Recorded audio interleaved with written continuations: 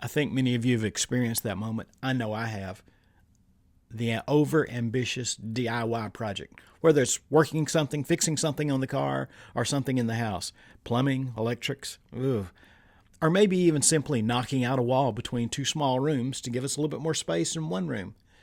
And you and I have all watched enough of those home shows that we know that we can do it. It looks easy when they do it. And so when we get stuck, where do we look? Well, we look on YouTube. Find a video where somebody has already done this. And then you get halfway through the video and the guy says, I've never done this before, so I thought I would show you how. Not exactly the mentor that you and I need. We need somebody that's been down that road, that has actually done it. I don't need to see your mistakes. The Magi's journey was far too important for that kind of solo mistake. That mistake could have killed the wise man if he was relying only on his own conviction. So, find out why wisdom in a community is essential to safeguard your sacred mission. Welcome back to day 9 of Following the Star. We're on our way to 25 days. We have seen the star and committed to prayer, and today we focus on the external guidance that validates both the wise counsel, the wisdom of community. It is essential before embarking on a difficult journey. Now, we need true wise counsel. I can still remember back in 8th grade, Stu. He was just a couple of months older than me, but he was a wealth of advice, not necessarily knowledge. Maybe not exactly what I needed, but he was generous with his opinions and advice on anything and everything. The truth is, when we face big challenges, we need someone who has already walked the walk, someone that has already been down the road before we get there, an experienced mentor. When the stakes are high, relying solely on ourselves is dangerous, and the Magi knew their mission was of the highest stakes imaginable. The Magi's long tradition included the necessity of assembling and seeking wise counsel. Allie, in our fictional novel, did not set out alone on his journey. He immediately consulted with his cohort, other astronomers and scholars who could confirm his findings and contribute their expertise. The pooling of resources, knowledge, and gifts was absolutely crucial.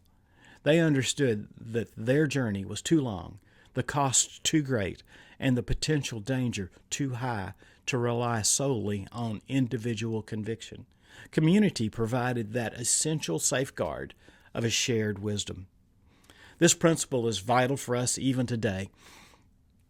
Now, when we receive a call from God, a mission, something that you feel convicted that this is something that you can do and should do, humility requires us to present it to trusted, spiritually matured counselors, people who can confirm the star that's before us and affirm the word in our lives. Community helps us discern our true motives, check our excitement against reality, and ensure that our plans are sound. The wisdom of a multitude of counselors is a protective barrier against impulsive decisions and self-deception. Don't be afraid to ask other believers to scrutinize your plans and join with you in prayer. The right community will not extinguish your vision, but rather they will refine it, equip it, and confirm it. Seek people who share your spiritual conviction, but possess different forms of wisdom. For me, my first go-to is my wife. We're very much alike, and yet we're very different at the way that we come at things, the way that we think through things. We have shared the same journey for many, many years, and I can add to her my daughters, who they and their husbands expand my circle. Then we have longtime friends in the faith. And then there's our small group at church. More than just advice, prayer support, wise counsel could be the difference between successful journey and a total mishap. For lack of guidance, a nation fails, but victory is won through many advisors. Proverbs 11:14.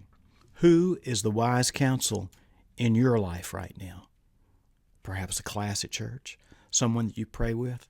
Tag them or mention them in the comments and share the link of this segment with them. Tell them how they have helped you discern God's will, God's direction for your life. Now, join us again tomorrow for day 10 of Following the Star. And don't forget to like and subscribe. See you tomorrow.